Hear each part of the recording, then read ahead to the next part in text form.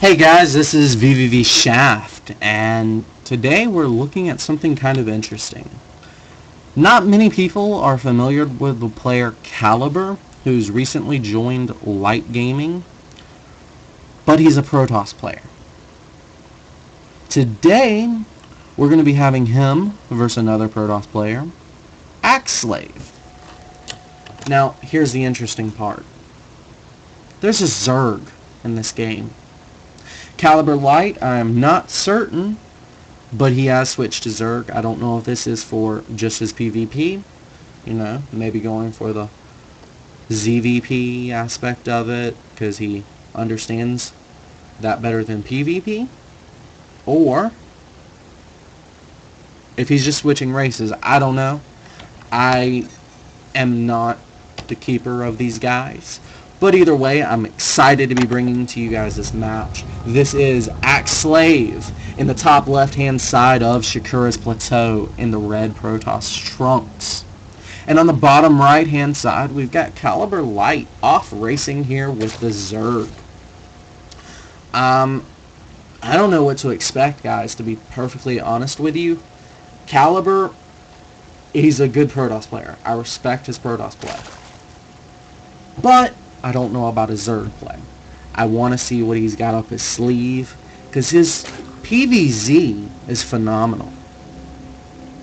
His ZVP, if he's got the mechanics down, his understanding of it should also be phenomenal. We'll see. AxSlav, of course, recently leaving EG, then shortly thereafter, rain shuts down. Poor guy, left teamless, going back-to-back searching for teams. That's like searching for a job, getting a job, and then a week later getting fired and having to go find another job. That is grueling on anybody, but AxSlav, of course, jumping on Infinity 7, he's back in his game. His game is tight right now, so we will be looking at his PvZ today.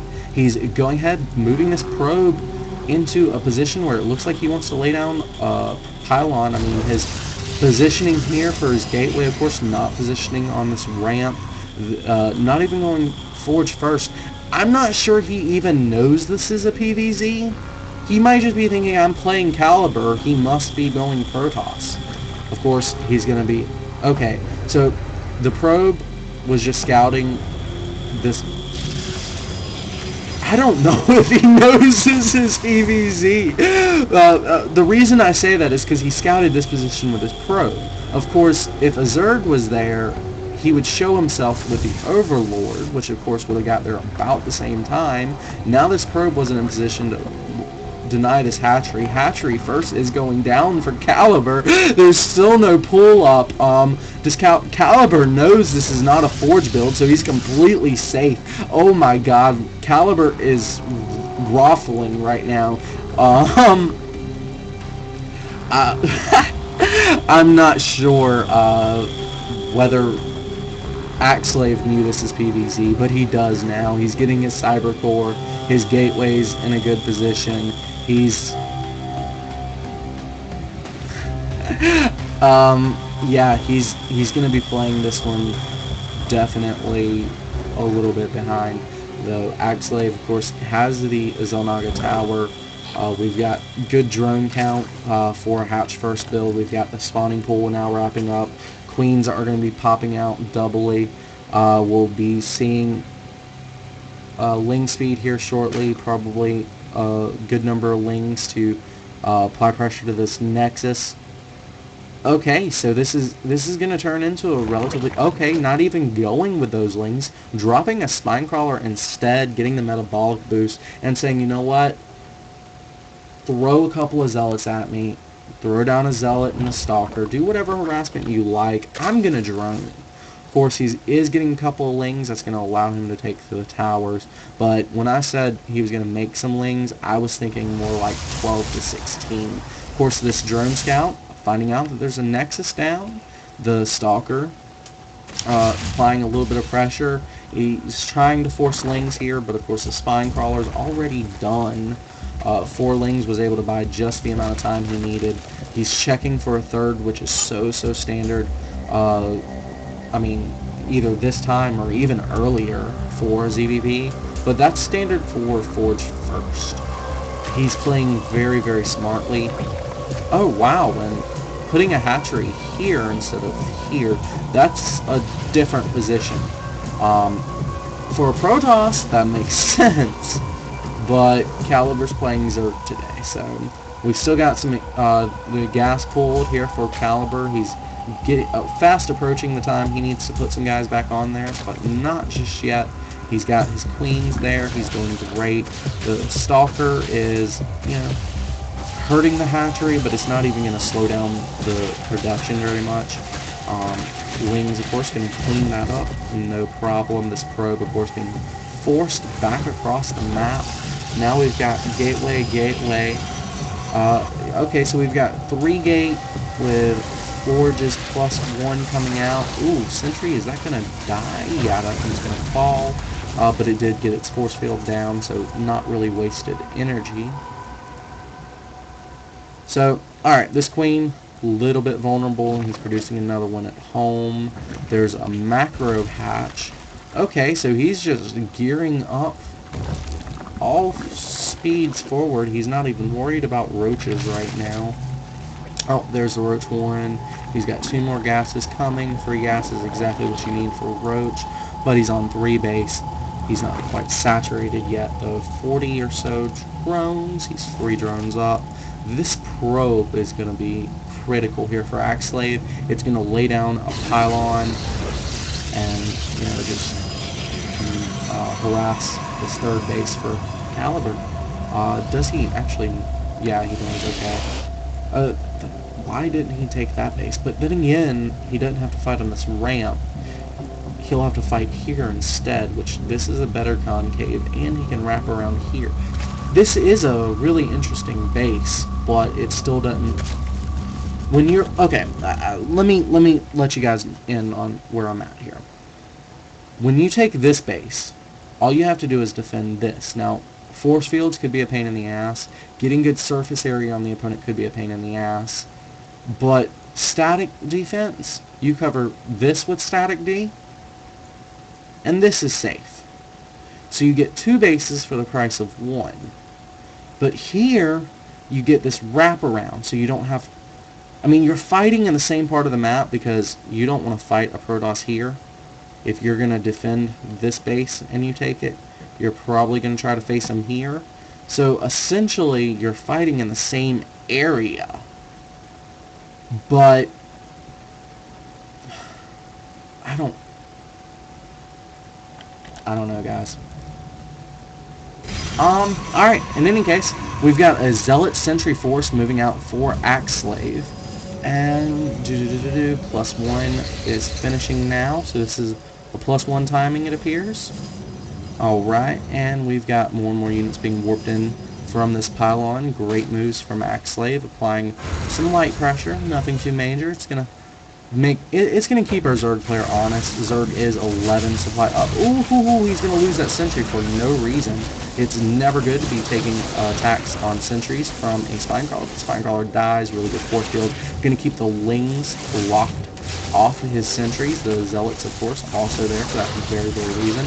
5 Riches are in production. These Queens are falling fast. Drones, of course, being used in this engagement, not to the best usage there, though. Force fields, of course. AxSlav's strong suit. And, okay, there's another pylon. That's going to buy him a lot of time on reinforcements. So these... losing these 2 Overlords is actually probably going to kill Caliber right here. Target down that Overlord. Come on. Okay, so he's going to get 3rd instead. I do like that decision. But our Zerg player's not making any more Overlords. Supply blocking that means no more army. So, anyway, he gets the 3rd. That's great. Right now, AxSlav is so far ahead. Even though he doesn't have his own 3rd, the Zerg is on 2 base. And Caliber now just has to drop that 3rd or go all in. He doesn't have another option. I do not agree with this 3rd. It just didn't help him any there. He didn't... I don't know. Anyway, here we go. AxSlav, of course, just moving right on along to Robotech. Probably, yep, 2 Robo facilities. That's probably going to be Immortals then. Wasn't sure if it was going to be Immortals or Colossi, but two of them, generally speaking, we're looking at some Immortals. We've got this Roachling Force from Caliber. It's out on the map. It's holding some map control, but mostly he wants to see is AxSlav taking a third. Infestation Pit is now in the way. We've got a couple Evolution Chambers. So this is Roachling Infestor. Really good comp, but he's already lost this third. His opponent isn't trying to expand. Immortals. Okay, so here's the third being taken now. Okay, so both players are taking this standard Protoss base here. We've got a Zealot moving out onto the map to take over this Zelnaga. Of course, it is a sacrifice to the Roachling gods. And I mean, this is turning out to be one hell of a game, guys. We've got Roachling against what is looking to be a 3-base Immortal Stalker Zealot force. Very solid from both players. We've got an Observer out on the field now that's going to allow these creep tumors to be dealt with efficiently. Both players still hovering around 50 harvesters.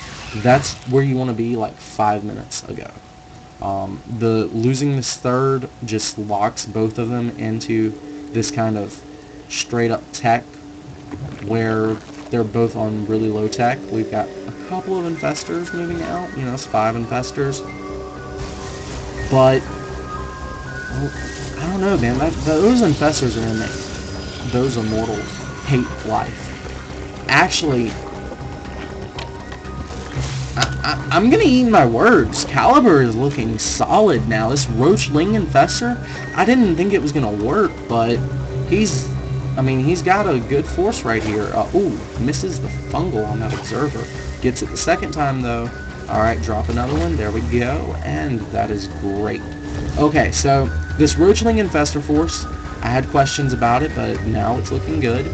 Really good creep threat as well. That makes this even more formidable. Now he needs to establish a fourth. It's 3-base against 3-base. As long as he stays alive and establishes a fourth, why are you attacking? Alright, we've got Blink Tech on the way with better harvesters, better creep. I mean, of course, Protoss doesn't have creep, but creep is a defensive advantage. It does help your units get there faster when you're attacking, but when an opponent moves out on a creep like this, you can get an easy surround with the really low range of the composition Caliber's employing here. He really wants to engage on creep, but that's a lot of Immortals, that's a lot of Stalkers, and a lot of Zealots. There's even 4 sentries there, so yeah, it's going to be really hard to engage with the army he's got right now. He needs to... Okay, these are really nice infested Terran, but the infested Terran are being killed off really, really quickly. Roachling has been eliminated. This third base is going to fall. That's a lot of units there for Caliber. There's a lot of units there for Caliber, but they can't get in to actually do damage to this Protoss army because of this little double choke. Yes, he was able to wrap around like I was talking about, but there's all this force right here. This game comes down to the positioning on this third. If he was engaging here, trying to defend this base, and if he had something beside Roachling Infestor, he would have been in a much, much better position. But right now, AxSlav is just able to predict his opponent and tear him apart. Roachling is a great composition. Infestors make that even better. But there were too many Immortals out. Had he gone, say, Mutalisks, the Roachling would have been able to engage the ground army, kill off all the ground army that's not Immortals, and then Immortals don't shoot up. That would have looked even better for Caliber. But he wouldn't have been able to hold that with this hatchery here. There's too much surface area. The Mutalisks have nowhere to hide. Blink can go anywhere. There's all that stuff to consider. This third, however, throw a couple of spine crawlers up here, engage here, buy some time for the Mutalisks, maybe even force him to be defensive against these probes. This game would have looked entirely different, but Caliber, if I don't know. I don't know. Really happy to see another Zerg in the swarm. Hopefully you'll stick with it, buddy. I wish you all the encouragement in the world. But AxSlav made this look easy. AG, maybe you're eating your words a little bit. This is a really solid player you guys let go.